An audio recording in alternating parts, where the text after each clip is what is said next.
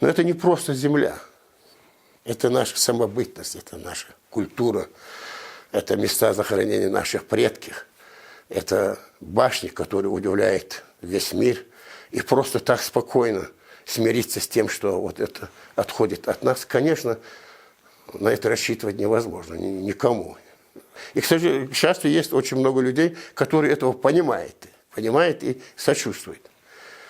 Но мне здесь хотелось бы все-таки надеяться, учитывая, что мы долгое время жили вместе, поддерживали отношения с чеченцами, нас много связывает, и чтобы они имели на этот счет. Хотя бы был момент такой, я слышал от многих, того, что большинство чеченцев не разделяет мнение с Кадыровым по поводу отторжения этих земель. Ну, пока что вот так вот ничего не меняется, и, к сожалению, я уже начинаю думать, что это как бы вот не политика ни чеченского народа по отношению к ингушам. Неужели они хотят такую политику с нами строить? Мы к этому не готовы. И не можем этого допустить.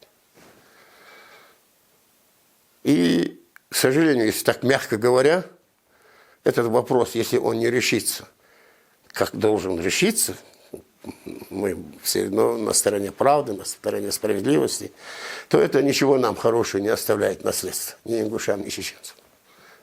Я вообще-то сейчас затронул вопрос политзаключенных наших. Эти люди туда попали не по каким-то своим личным вопросам. Они все это видели, изучили ситуацию наверняка и поняли, что дальше так нельзя. И они взяли на себя время быть лидерами, собрали народ. И главное, понимаете, не то, что просто собрать народ и потом оставить его. Они не оставляли этот народ без контроля. Там была дисциплина, там было все культурно, там не повторялись, там не было никакой разногласий. Там не было никаких нарушений. Там же были, которые обеспечить должны порядок. Они там были, поняли, что они там не востребованы. Пока до последней провокации, она не случайно была. И вот здесь вот касательно вот этих людей, вот не знаю я, мне кажется, у нашего главы должна была состояться встреча с главой государства Владимиром Владимировичем Путиным. Но почему это оттягивается? После того, как он приехал изучить ситуацию здесь, его должны были принять, чтобы он там как-то объяснил, как он сам... Одно дело, до него информация доходила от разных источников. Другое дело, который назначенный уже человек приезжает и докладывает, какая на самом деле ситуация. По-моему, вот такой встречи не было еще. Но мне кажется, если эта встреча будет, и я уверен, что не он, не наш его оттягивает, эта встреча. Не знаю причин, у меня нет информации. К ним нету предъявить такое обвинение, которое их сегодня задерживали, чтобы до сих пор их там держать. Это об этом всем известно. Но кто это могут делать, кто их должен выпустить, кто должен поступить с ними справедливо, они к нам и прислушиваются.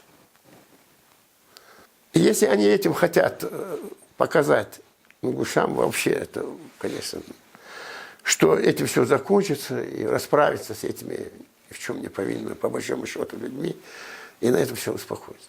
У нас есть тысячи, сотни храбрых, мужественных, воспитанных патриотов среди ингушей.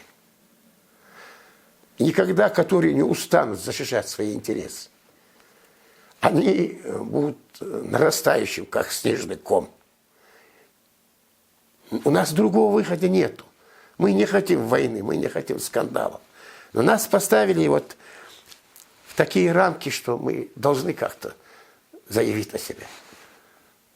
Очень много людей, которые нас поддерживают. Я немного даже удивлен. Я слушал и блогеры, и журналисты, и очень серьезные люди, и режиссеры. Это не случайные люди.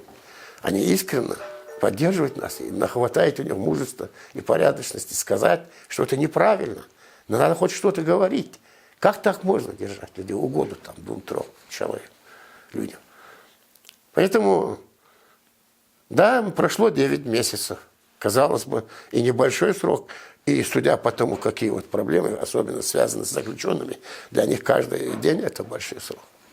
А мы с вами знаем, как и тысячи других, что эти люди не заслуживают такой участи. И для нас они будут всегда героями, для ингушей, эти люди. Какое времени прошло? Парламент наш, депутаты, народные избраны, если их народ избрал, конечно, значит, вопрос. Они очень плохо себя повели, с них ничего не требовалось. Никаких подвигов, никаких там героизма не требовалось никакого. Они должны были делать ту работу, которую они должны были сказать правду. За ним стоит народ, эти избранники народа. И они, прежде всего, должны были учитывать мнение народа. Они знали, что никак народ не может с этим согласиться. Но, тем не менее, они предали этот народ, эту республику. Предали, по-другому не скажешь. И мне обидно, среди них много людей из моего поколения. Мне перед молодежью стыдно. Они жизнь прожили. Они свидетелями, как образовалась эта республика, какой ценой. Мы даже не почувствовали тогда, в тот момент, значимость вот этой республики, потому что это было сопряжено с таким большим горем. Хотел попросить население наше, ингушей, особенно делаю крен в сторону молодежи, чтобы они не дали себя спровоцировать.